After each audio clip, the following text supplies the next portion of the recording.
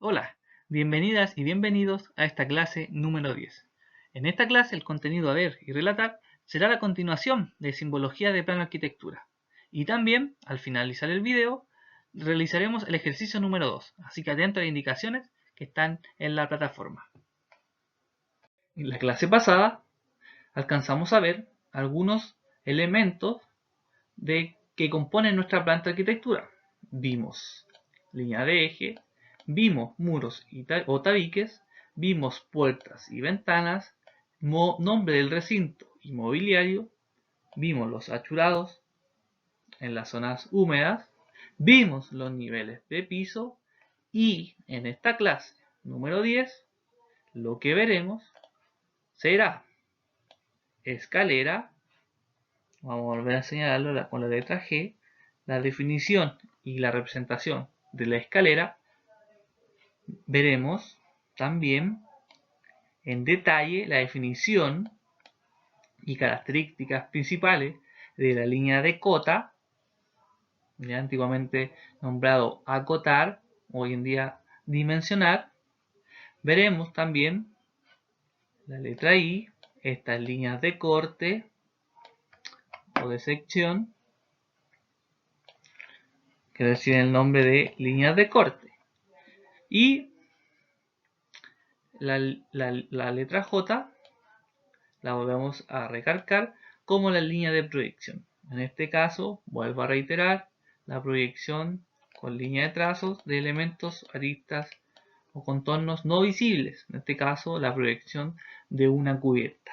Acá les debo dar hincapié que siempre estos elementos que estén en proyección, por ejemplo, si esto es una proyección de cubierta, debería estar indicado con un texto: proyección de cubierta, segundo piso, por darle un ejemplo. Debería siempre estar los trazos de proyección o línea de proyección deberían estar con un texto indicando a qué elemento de proyección nos referimos. Con la letra G encontramos escaleras y rampas. Las escaleras en general son fáciles de representar, ¿ya? ¿Por qué? Porque basta con conocer la medida del peldaño y luego definir muchas repeticiones de este. O sea, este hace mi peldaño que va a tener una medida. Este peldaño yo lo empiezo a repetir dependiendo la altura que necesito subir. Por eso es relevante saber lo que es peldaño y lo que es huella, ¿ya? Y también la contrahuella. Entonces diremos a huella al espacio o ancho del peldaño en donde colocaremos el pie. Entonces, este elemento, esta distancia que hay, este ancho, lo llamaremos huella. Y peldaño será la estructura que nosotros colocaremos en donde la persona puede colocar sus pies, ¿ya? Y la contrahuella, que es el otro elemento relevante que deben saber de escalera, es la altura de cada peldaño, ¿ya? Y esta no la vamos a ver en planta, pero sí la vamos a ver en corte o en perfil, ¿ya? Como temas normativos, y para que ustedes estén al tanto, a nosotros nos exigen que la huella, el ancho donde vamos a pisar, debe tener al menos 28 centímetros mínimo para permitir que el pie alcance en la huella, ¿ya? Y por lo general una huella cómoda o bastante generosa es ya de 28 a 30 centímetros. De ese ancho es un ancho ideal. Y a nosotros nos norman de cierta manera al momento de diseñar la escalera que deben cumplir con estos mínimos permitidos. Y la contrahuella también debe ser, como lo dice muy bien acá, menos de 17 centímetros como máximo, ¿ya? Y no mayor a 19 hasta 20 centímetros, ¿ya? ¿Por qué? Porque ya poder la contrahuella a esta altura, yo dar un paso de aquí para allá, imagínense, sobre 20 centímetros, ya es más dificultoso, más complicado hacerlo. Entonces, por eso también se establecen esas alturas de contrahuella que andan entre rango entre los 17 y los 19 centímetros. Como bien lo dice acá, medidas mayores dificultarán el ascenso de la persona. Y el otro elemento que nos falta indicar, que aparecerá acompañado en las escaleras, aquí está señalado el 1, vimos el peldaño, el 2, vimos la huella, y un tercer elemento también, aparte de la contrahuella, es la baranda. Y la baranda es el soporte lateral para nosotros poder apoyar los brazos e ir ascendiendo, y puede estar en un lado o en los dos lados. Va a depender de la configuración y la ubicación de la escalera. ¿Ya? Su grosor, como bien también lo indica acá, son usualmente de 5 a 7 centímetros. ¿Por qué? Porque es donde lo que llamamos la baranda viene acompañada del pasamano, donde nosotros apoyaremos nuestra mano. Las escaleras tienen ciertas normas bases para poder dibujarlas. ¿Ya? Partimos indicando cuáles son. Los dibujos de escaleras en planta deben cortarse a la altura del séptimo peldaño. 1, 2, 3, 4, 5, 6, 7. Ahí yo hago mi línea de corte o interrupción, ¿ya? Y eso lo que veo inicialmente, desde mi inicio, lo veo de manera continua, ¿ya? Pero el resto de la escalera, a partir de ese corte, se deberá dibujar de forma proyectada, con línea de trazo, o sea, segmentada, ¿ya? Esto muchas veces pasa, ¿por qué? Porque yo tengo algún elemento debajo de la escalera, algún recinto, por dar un ejemplo, por una buena representación de esta escalera, y para simplificar la lectura y comprender mejor esta escalera. La más recomendable es esta: cortar al séptimo peldaño y dejar en línea segmentada o proyectada que continúa con más peldaños y en ascenso. ¿Ya? En la planta, el sentido del ascenso debe marcarse con una línea. Esta línea, voy a aplicarlo con lo mejor, con una línea que me indica para dónde yo subo, ¿ya? Lo que llamamos ascenso, ¿ya? Y, como bien lo dice acá, la intersección de esta flecha con el primer peldaño debe marcarse con un punto, un círculo o un par de rayas paralelas que me indiquen el inicio de mi ascenso. O sea, cuando usted encuentre este elemento marcado en la escalera, quiere decir que de ahí comienzo a subir, a ascender por mi escalera. ¿Ya? Y estas son formas de que les va a aparecer graficado o representado: una X, un círculo o dos rayas paralelas. Enseguida, los peldaños deben numerarse indicando el sentido de ascenso, como bien están indicado acá: 1, el 2, el 3, el 4, la cantidad de peldaños que yo voy a tener en mi escalera. Esto se aplica a todas las vistas de la escalera: vista en planta, vista en frente y en perfil. ¿Ya? Porque por lo general la escalera, al momento de dibujarla, la dibujo igual que una planta arquitectural. Le dibujo la planta, le dibujo su corte, su vista enfrente, vista lateral. ¿Ya? Y si después, cuando veamos el ejemplo de la escalera en corte, vamos a aplicar esto que dice que los números van encima de la huella de cada peldaño. ¿Ya?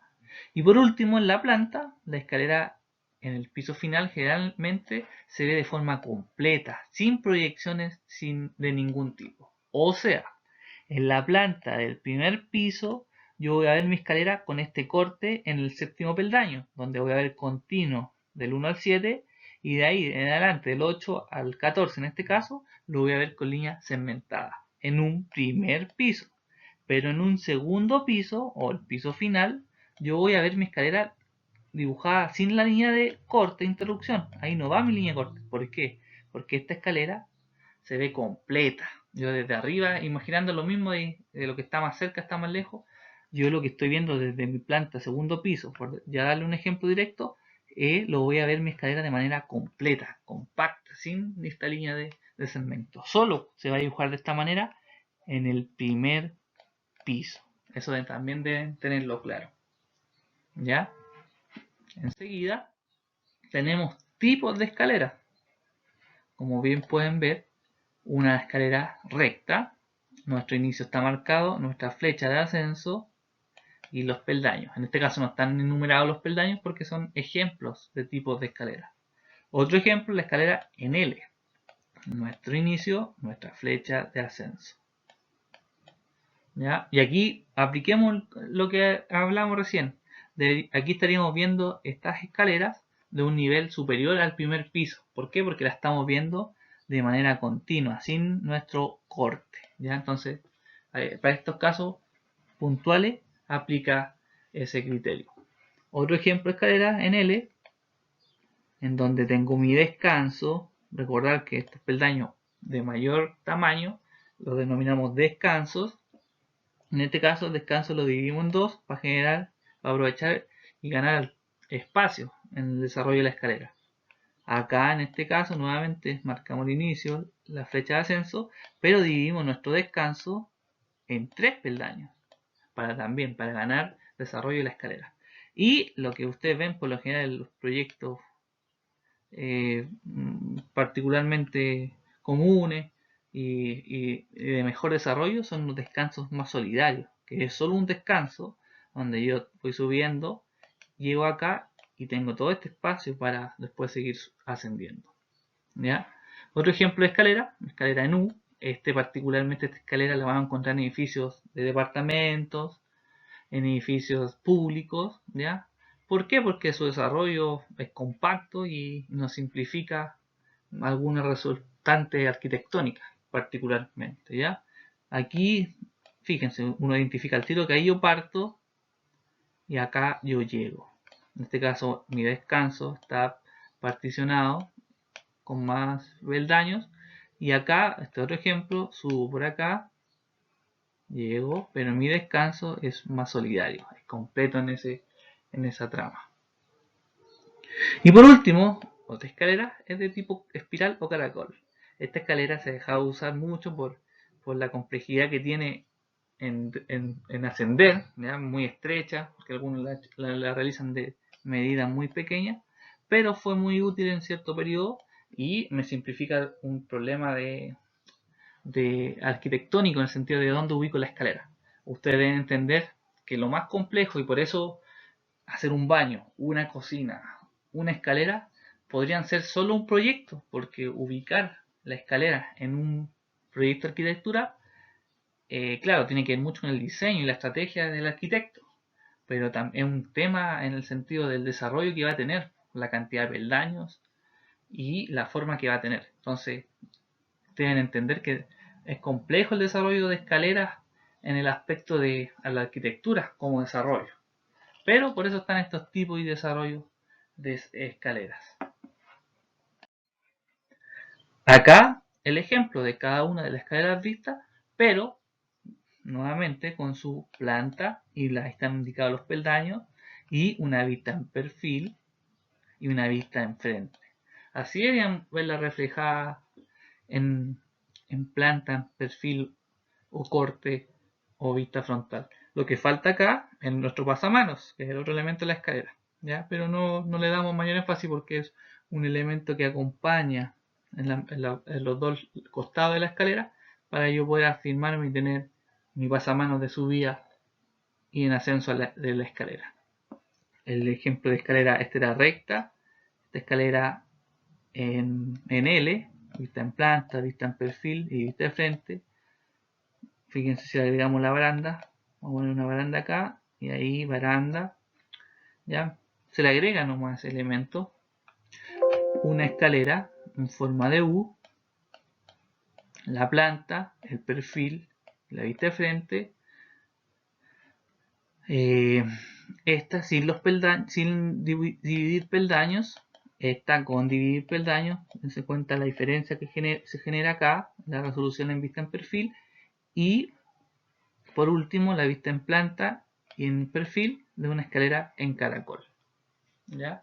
Por eso se dice que las escaleras son más fáciles de interpretar en los planos, porque ya sabemos, al tener numerados los números de peldaños y la forma de la escalera, uno lo intuye de fácil manera y comprensión que es una escalera, ¿ya? Y nuevamente se asocia a la realidad. Entonces por ese lado es fácil interpretarla. Acompañado de la escalera, veremos a continuación las rampas. Las rampas siguen normas similares a la escalera, ¿ya?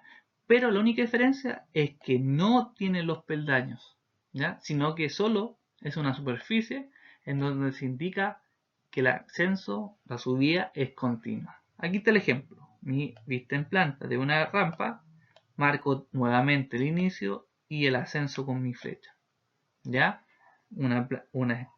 Este es una rampa recta, una rampa en U, con un descanso, ¿ya?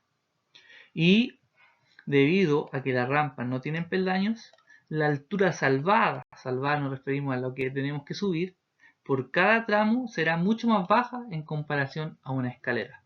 Y por ende el tramo deberá ser mucho más largo respecto a esta. ¿Ya? Ustedes deben entender que por lo generalmente las rampas las utilizamos para el tema de accesibilidad universal. ¿Ya? Para eso las rampas tienen una mayor utilidad, ¿ya?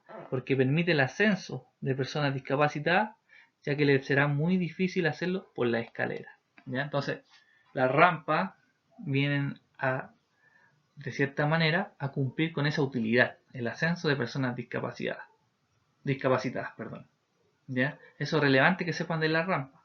Y la manera en que se representan o grafican sigue las normas parecidas a la escalera, pero son mucho más simples. Un ejemplo, voy a marcar mi inicio de escalera y mi fin. ¿Qué elemento aparece siempre acompañado, al igual que la escalera y la rampa?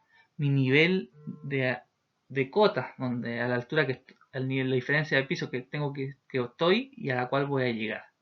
¿Ya?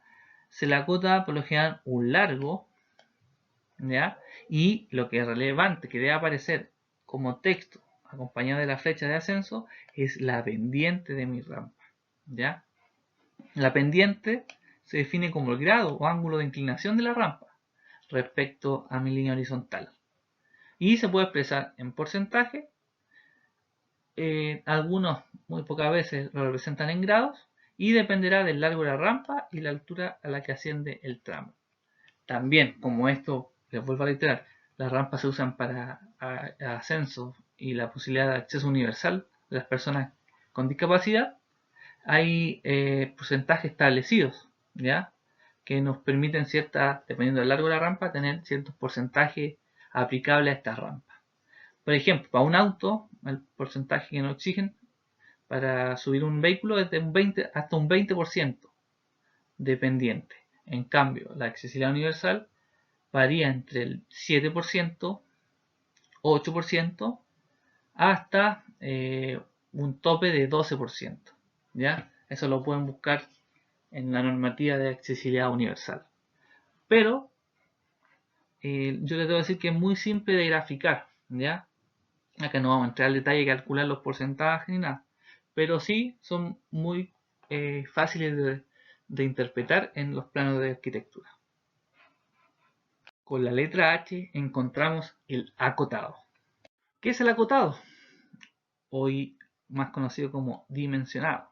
El acotado o dimensionado consiste en poner las dimensiones o el tamaño de la pieza representada en el dibujo, ¿ya? El tamaño y la forma del modelo están determinadas por medio de las medidas indicadas en el mismo dibujo técnico. Además, la precisión con que será fabricado el modelo dependerá de ellas, ¿ya? Acá nos referimos a la precisión que va a tener esta acotada o esta dimensión que le indiquemos a nuestro respectivo dibujo, ¿ya? Aquí un ejemplo, la acotación en dibujo técnico, principalmente mecánico, indica las medidas que hay que tener de una pieza una vez terminada, es decir, al final del proceso de fabricación. Y particularmente la unidad de medida que va a aparecer la dimensión de esta cota va a ser en milímetros, principalmente en dibujo mecánico. En dibujo arquitectónico y de construcción, por lo general se usa el valor en metros o centímetros. Eso recordarlo. Las medidas indicadas no deben dar lugar a dudas y errores de fabricación del modelo. Deben ser precisas. Por eso muchas veces en planos anteriores, antiguos, se indicaba una nota donde decía las cotas o las dimensiones prevalecen sobre el dibujo, ¿ya? O sea que la cota mandaba a lo que uno tenía dibujado. Deben evitarse medidas innecesarias que no sean indispensables para la construcción del modelo. ¿Por qué? Porque no ensucian y no entorpecen la lectura de los planos. Y para poder acotar es necesario conocer los elementos que vamos a acotar. Los elementos que componen esta línea de cota o acotado son,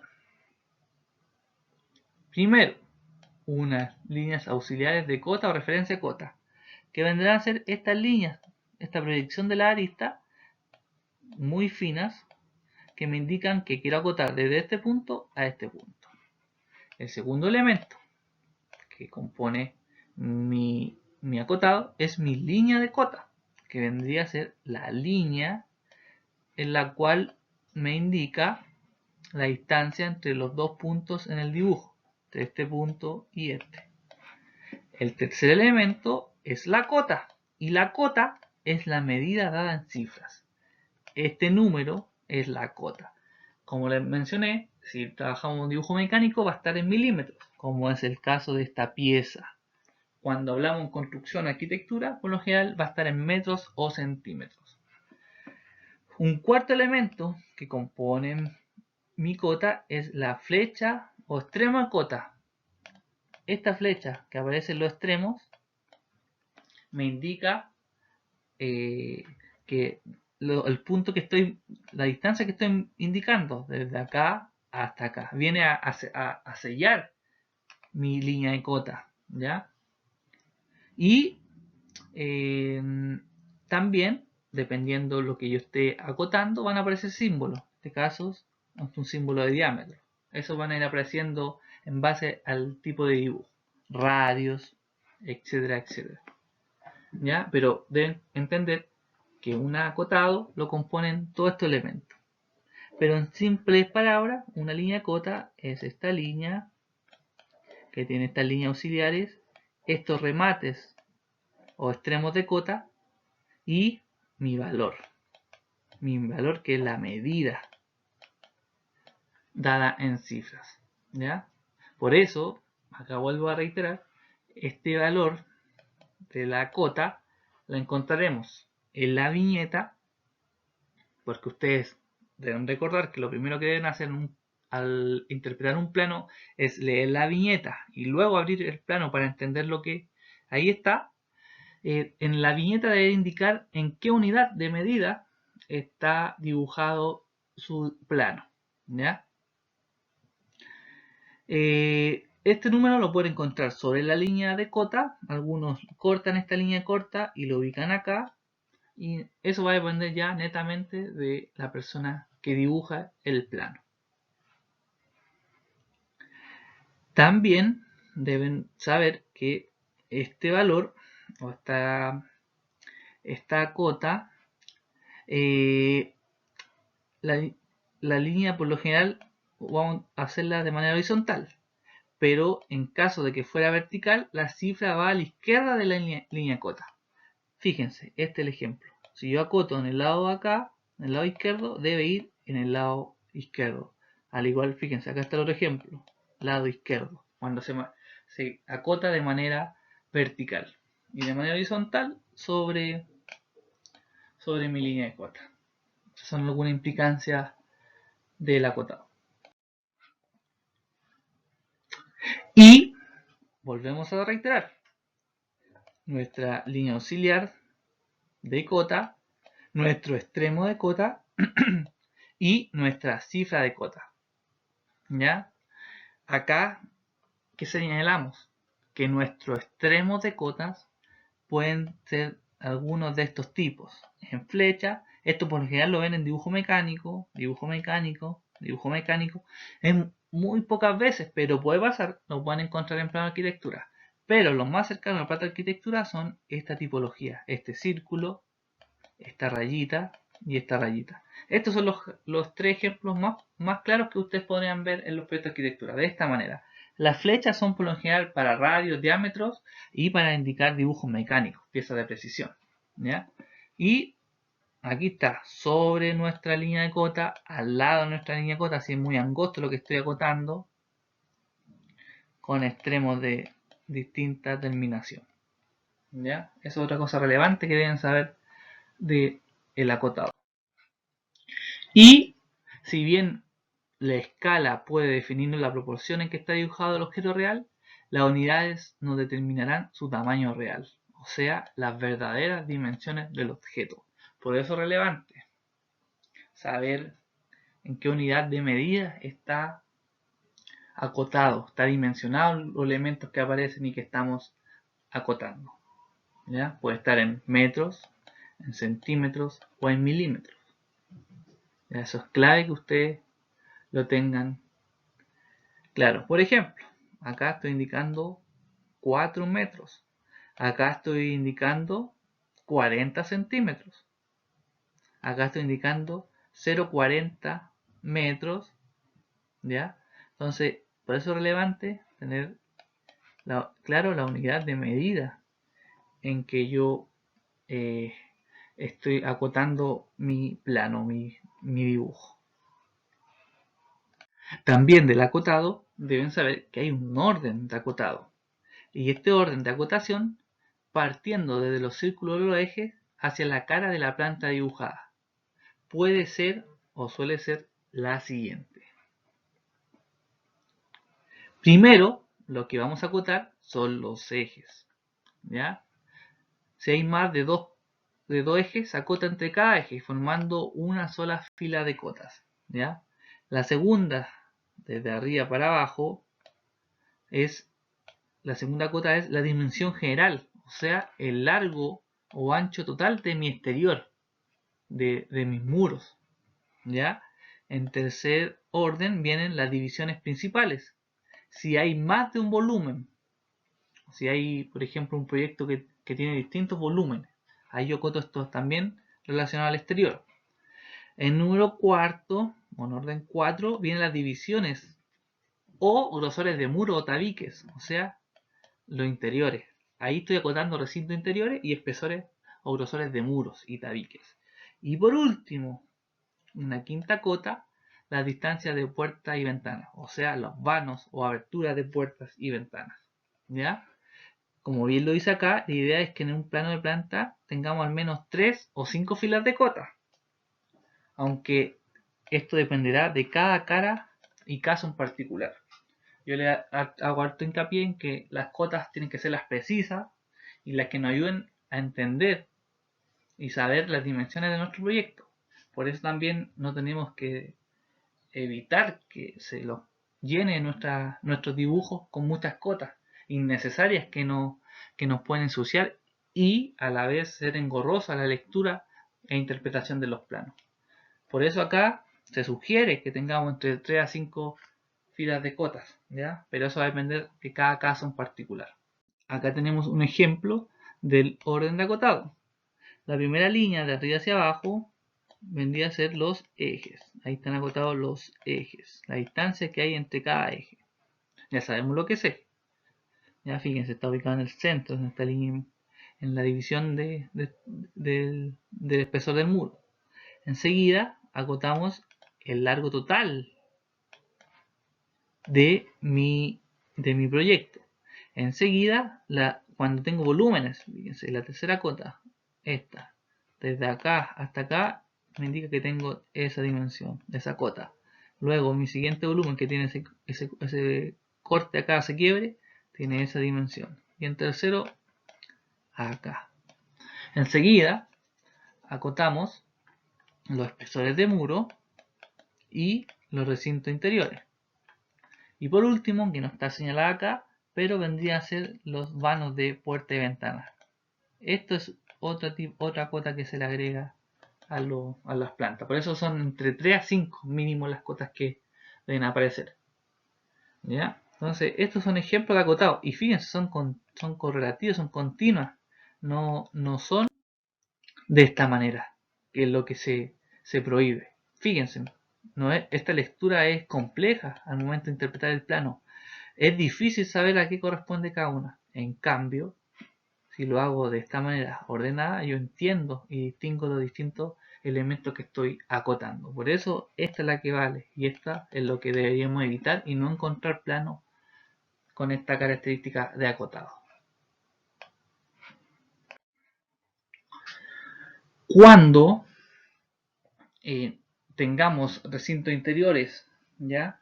Y no podemos agregarlo en el exterior de las caras del proyecto, vamos a acotar interiormente, ¿ya?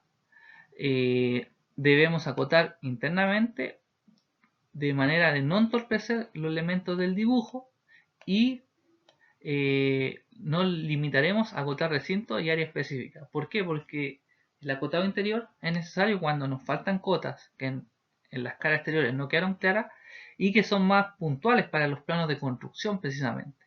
¿Por qué? Fíjense, esta cota que yo indiqué acá que dice 3 metros 10 está no entorpeciéndome con el mobiliario, porque esa es la clave, que no se entorpezcan los dibujos y sea una fácil lectura e interpretación. Entonces, habrá la posibilidad de tener acotados interiores, ¿ya? Los que vimos anterior son los acotados exteriores, pero los acotados interiores tienen que cumplir con eso, no entorpecer o cruzar información respecto al elemento, ¿ya? Y eso es clave, pero se van a poder encontrar, sobre todo en planos de construcción, trazos de cotas con esta característica. Por último, con la letra I tenemos las líneas de corte. La definición de líneas de corte dice que es señalada por un segmento cuyos extremos están formados por unas flechas que indican la dirección en la cual debe ser contemplada la sección o corte. A esta línea también le llamamos línea de sección. ¿Y cuál sería? Aquí está, fíjense, corte A y corte B. A eso nosotros le llamamos línea de corte o de sección. ¿Qué características tiene? Recuerda los grupos de tipo de línea que tenemos, la línea continua, la línea de trazo y la línea de trazo compuesta. Bueno, este tipo de línea entra en el grupo de línea de trazo compuesta. Precisamente sí, a diferencia del eje, que es línea y punto, esta es línea y raya. O sea que línea, raya, línea, raya, línea, raya. Por lo general de esa manera se dibuja la línea de corte o de sección. Y se indica en las plantas de arquitectura. Siempre esta línea de corte de sección va a estar indicada en las plantas. Y va a ser un corte de tipo transversal o puede ser longitudinal. Va a tener también asociado en sus extremos la dirección hacia donde estamos cortando y una letra, que por lo general dice corte transversal, AA, corte longitudinal, BB', por ejemplo. Se emplean letras para indicar los tipos de corte. También podrían ser números sin ningún problema, ¿ya? En la siguiente diapo vamos a ver ejemplos para que entiendan cómo se indica lo que estoy cortando, ¿ya? Como bien les dije, ¿dónde vamos a encontrar estas líneas de corte? En las plantas de arquitectura. Fíjense, en esta planta tenemos todos los elementos que hemos visto hasta el día de hoy. Líneas de eje, línea de cotas, mobiliario, achurados, etcétera, etcétera. Pero lo que estamos viendo ahora, que son las líneas de corte, acá están, fíjense. Ahí yo estoy pasando un corte, el corte A1. Ahí mi primer corte. Y está indicando con una flecha para allá. ¿ya? Después otro corte. Para acá. Ustedes se preguntarán, ¿qué irá esa flechita o esa dirección que indica el corte? Bueno, eso quiere decir que yo estoy cortando acá y de lo que yo voy a haber cortado se va a ver desde aquí para allá. Todo lo que corto desde aquí para allá. O sea que es como que yo cuando me ponga a ver este corte, lo que tendría que haber cortado, por ejemplo, si este fuera yo, lo estoy viendo desde aquí para allá. ¿Ya? Por ejemplo, este corte CC, este corte que está acá, me indica lo contrario, que estoy viendo, está indicando que estoy cortando hacia allá. Por lo tanto, yo lo que voy a ver, ahí estoy mi ojito, que es el observador, estoy observando de aquí para allá. ¿Ya? Y para que les quede más claro, aquí está el ejemplo. Este es el ejemplo. Tenemos la planta arquitectura y fíjense, con color rojo estoy haciendo un corte acá. Un corte y ese corte está indicando que yo estoy cortando desde aquí para allá. Desde aquí para allá. ¿Y qué estoy? Fíjense, cuando está pasando el corte, por el hall de acceso, ahí está mi hall de acceso, que sería toda esta parte, y mi link comedor. Entonces, yo me voy a mi corte AA, que sería este, y fíjense, aquí está mi hall de acceso, va a ser el corredor exterior más el hall de acceso, y mi link comedor, que correspondería a este, ¿ya? Y todo lo que estoy cortando se ve desde aquí para allá, desde aquí para allá. Ahí, eso es lo que estoy viendo en ese corte AA. En cambio, corte CC, que está con color verde, está cortando desde aquí para allá, desde aquí para allá. Entonces eso es lo que nos indica esos extremos, la flecha hacia donde estoy cortando, la orientación. Y veamos el corte CC, acá está, estoy cortando desde aquí para allá. Veo mi terraza, veo el living comedor de nuevo, voy a ver la cocina al fondo y veo el baño. El corte está pasado por el baño. Y ahí está, el baño, el living comedor y la terraza. O sea, todo lo que estoy cortando es de izquierda a derecha. ¿Ya? Entonces eso nos indica estas flechas en los extremos, hacia la dirección en donde va el corte. Por último, otro ejemplo es un corte acá que estamos viendo, el corte longitudinal. Y fíjense, aquí está mi planta de arquitectura, le cortamos la planta porque justo aquí, donde está esta línea roja, yo estoy realizando mi corte, en este caso corte EE. Y lo que yo estoy cortando, voy a visualizarlo desde ahí para allá, desde aquí para allá. Todo lo que yo he cortado lo voy a ver desde este extremo. Y fíjense, aquí es coincidente o se explica de mejor manera. Fíjense, yo estoy cortando el baño. Estoy pasando por el dormitorio 1. Dormitorio 1. Estoy pasando por el living comedor. Fíjense, ahí están las ventanas en el de proyección al fondo. Ahí están las ventanas. ¿Ya? Y ahí está mi living comedor. Y mi cocina. Y ahí está mi cocina. Y en mi estacionamiento de auto. Ahí está el estacionamiento de auto. Entonces, aquí está clarito. Por donde estoy pasando el corte, las flechas me indican, o en este caso ese extremo, me indican que el corte está hacia allá. ¿Ya?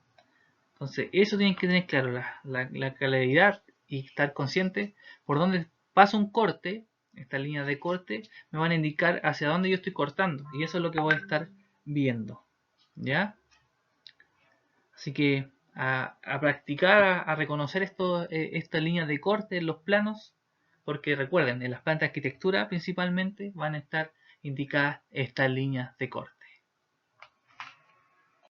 Con esto dejamos por terminada la clase del día de hoy, clase número 10, en donde a continuación de que termine el video tendrán que seguir las indicaciones para desarrollar su ejercicio número 2, correspondiente a lo que vimos anteriormente, que son componentes y simbología de plano arquitectura. ¿Ya? Entonces, sigan las instrucciones, están ahí indicadas en la plataforma y esperamos tengan un buen desarrollo de este ejercicio. Les deseamos mucho éxito y suerte en el desarrollo de su ejercicio y en lo que viene de clases. Un gran abrazo y saludos a todas y todos. Chao, chao.